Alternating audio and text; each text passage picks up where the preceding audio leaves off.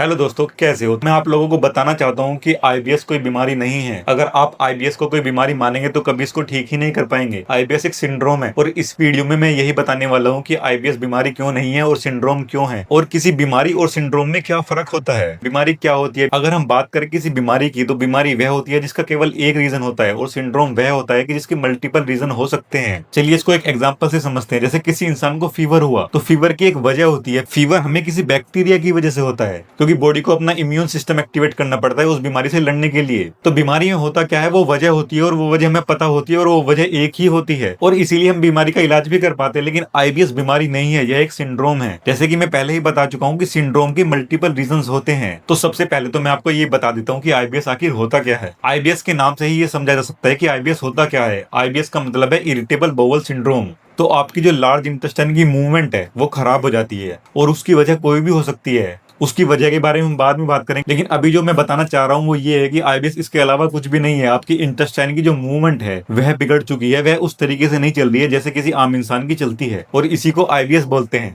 IBS खुद कोई बीमारी नहीं है, आईबीएस किसी वजह से होता है। हर एक इंसान के जीवन में जो आईबीएस होता है यानी उसकी बोवल की मूवमेंट जो खराब होती है उसकी वजह अलग अलग हो सकती है। उस वजह को ढूंढना और उस वजह को रिप्लेस कर देना या उस वजह को ठीक कर देना ही आईबीएस में आपको आराम फील दे सकता है। यही एक चीज आईबीएस में आपको आराम दे सकता है। आईबीएस का खुद का कोई क्योर नहीं है। आईबीएस तो किसी समस्या के बाद हुआ है। पहले आपको कुछ समस्या हुई होगी या आपको अभी कोई समस्या है, उसके बाद आईबीएस होता है। चलिए मैं आईबीएस होने के आपको कुछ रीजंस बता देता हूँ, शायद उसके बाद आपको क्लियर हो जाए। तो आईबीएस के जो मोस्ट कॉमन रीजन है वो ये है। आपकी वीक इंटेस्टाइन हो सकती है, आपको कॉन्स्टिपेशन हो सकता है, आपको ग्लूटेन इंटॉलरेंस हो सकता है, आपको लैक्टोस इंटॉलरेंस हो सकता है, आपको गैस ओवरलोडिंग हो सकता है, आपको ब्लोटिंग हो सकती है, आपको स्ट्रेस या एंजाइटी हो सकती है, या अगर आपका लाइफस्टाइल ऐसा है कि आपकी ज्यादा फिजिकल एक्टिविटी नहीं है, आप कम फिजिकल एक्टिविटी करते हो, तब भी आपको आईबीएस हो सकता है। तो ये सभी रीजन मैंने आपको क्यों बताया, क्योंकि इनमें से बहुत सारे रीजन मेरे साथ हो चुके हैं, इसीलिए मुझे इन सब रीजन का पता है। इन सब के भी अलावा कुछ रीजन हो सकते हैं। तो इस वीडियो को बनाने का पर्पज मेरा सिर्फ इतना है कि आपको ये पता चल जाए कि आईबीएस खुद कोई बीमारी नहीं है, ताकि आप आईबीएस के क्योर पर अपना पैसा खर्च ना करें। आपको डायरेक्टली आईबीएस का इलाज नहीं कराना है, आपको अपनी सिम्टम्स देखने हैं कि आपके आईबीएस का आखिर रीजन क्या है।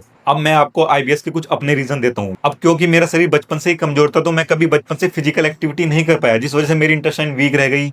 उसकी वजह से ही मुझे कॉन्स्टिपेशन रहने लगा। अब क्योंकि मेरा शरीर कमजोर था तो मुझे स्ट्रेस और एंजाइटी भी रहने लगी थी। मेरे साथ चीजें कुछ ज्यादा ही वियर्ड थी क्योंकि मेरा पूरा का पूरा फिजिकल स्ट्रक्चर ही वीक था। तो मेरे साथ ना आईबीएस के मल्टीपल रीजंस हो गए, इसीलिए मुझे पता चला कि आईबीएस के मल्टीपल रीजंस हो भी सकते हैं। और जब से मैंने ये समझा है कि आईबीएस के मल्टीपल रीजंस हो सकते हैं तो मैं अपने मल्टीपल रीजंस को मैनेज करने की कोशिश कर रहा हूँ। तो यहाँ सबसे बड़ा पॉइंट यही है कि आपको आईबीएस को ठीक नहीं करना है, आईबीएस को मैनेज करना है। जिस वजह से आपको आईबीएस हो रहा है, जिस वजह से आपकी बाउल की मूवमेंट खराब हो रही है, उस वजह को मैनेज करना है। ये वजह भी सबके लिए अलग अलग हो सकती है और उनका मैनेजमेंट भी अलग अलग हो सकता है। इसलिए आपने देखा होगी कुछ लोग स्ट्रेस की दवाई खा रहे हैं, एंजाइटी की दवाई खा रहे हैं, उन दवाइयों के खाने से भी उनका आईबीएस ठीक हो जा रहा है। तो जो उनकी बाउल की मूवमेंट थी ना, उनकी स्ट्रेस लेने की वजह से वो बिगड़ गई थी, तो अब उनको दवाई खाने के बाद स्ट्रेस नहीं होती है। तो इसका मतलब उनका जो कोज था वो स्ट्रेस था। ऐसे ही मेरे साथ क्या था, मुझे कॉन्स्टिपेशन था और मुझे तो कॉन्स्टिपेशन के साथ और भी कई समस्याएं थी। तो लास्ट में भी इस वीडियो में मैं यही बात रिपीट करूंगा कि आईबीएस कोई बीमारी नहीं है। अगर आप इसको बीमारी समझेंगे तो इसको कभी ठीक नहीं कर पाएंगे। ये एक सिंड्रोम है और सिंड्रोम वो होता है जिसकी मल्टीपल वजह होती है।